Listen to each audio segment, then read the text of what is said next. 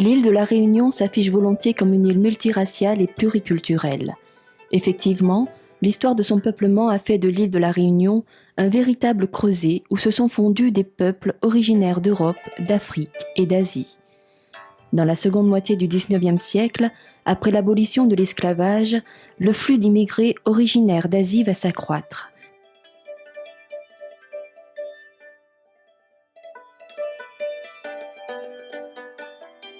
Indiens et Chinois vont s'installer durablement à La Réunion. Dans les vieilles rues du chef-lieu, comme partout ailleurs dans l'île, les manifestations de cette présence asiatique font partie du paysage réunionnais. Si les Chinois ont été longtemps associés à la fonction commerciale, ils sont aujourd'hui présents dans tous les secteurs d'activité et acteurs de la vie sociale et politique réunionnaise à part entière. L'apport de la tradition culinaire chinoise dans la cuisine réunionnaise est très révélatrice de cette intégration culturelle profonde.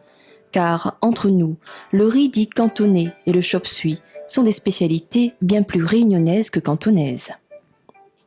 Dans la rue Sainte-Anne, les lanternes de nos deux pagodes rappellent par tous les temps qu'entre Chine et la Réunion, et plus précisément entre la province de Canton et notre île, nos anciens ont trouvé leur route.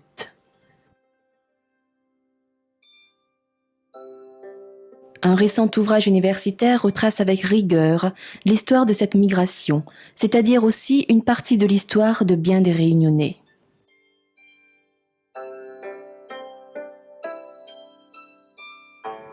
De plus en plus nombreux sont ceux qui décident un jour de remonter le temps, de faire fi de l'espace pour retrouver.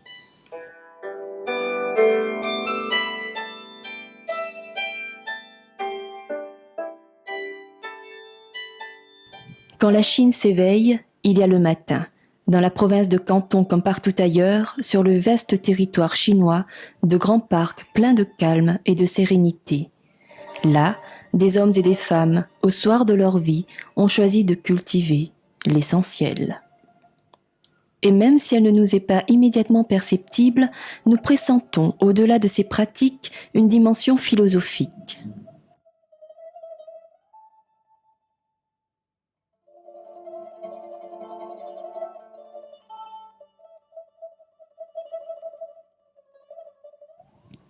La découverte du ballet au rythme d'une musique intérieure, de cet homme seul, fascine et renvoie aux visiteurs une première image inattendue de la vie chinoise.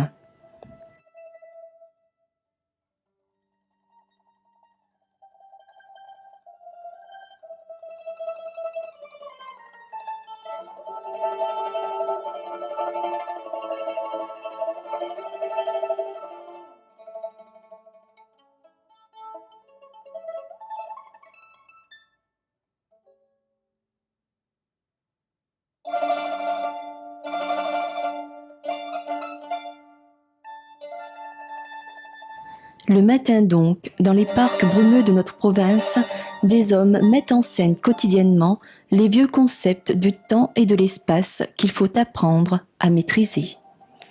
Leçon de vie, leçon d'une vie déjà bien remplie, qu'il convient maintenant de gérer avec sagesse.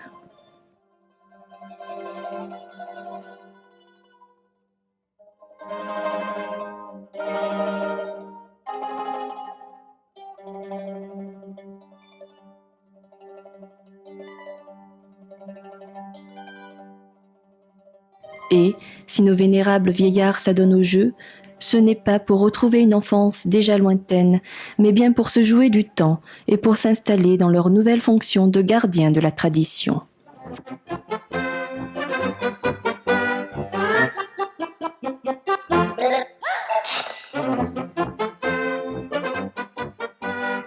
Quand on sait que la dite tradition est plusieurs fois millénaire, on mesure alors la gravité de la tâche. Autant donc, pour bien faire, se retrancher de l'agitation frénétique de la vie quotidienne.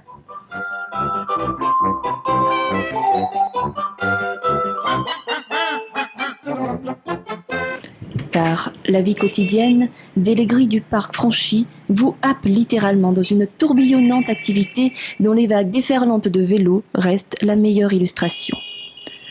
Les insulaires que nous sommes ne peuvent qu'être impressionnés, mais il faut ramener tout cela à l'échelle de la Chine, à l'échelle de notre province de Canton, soit 231 000 km², ou presque 100 fois la surface de la Réunion, pour 65 millions d'habitants, ou plus de 100 fois la population de l'île.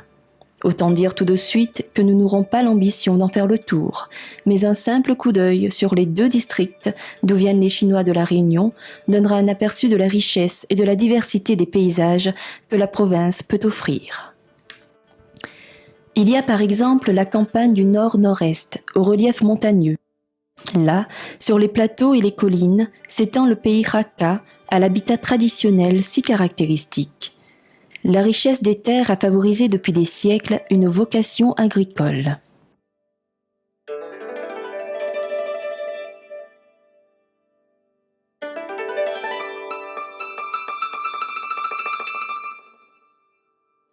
Plus au sud, dans la plaine fluviale, nous sommes en pays Namsun.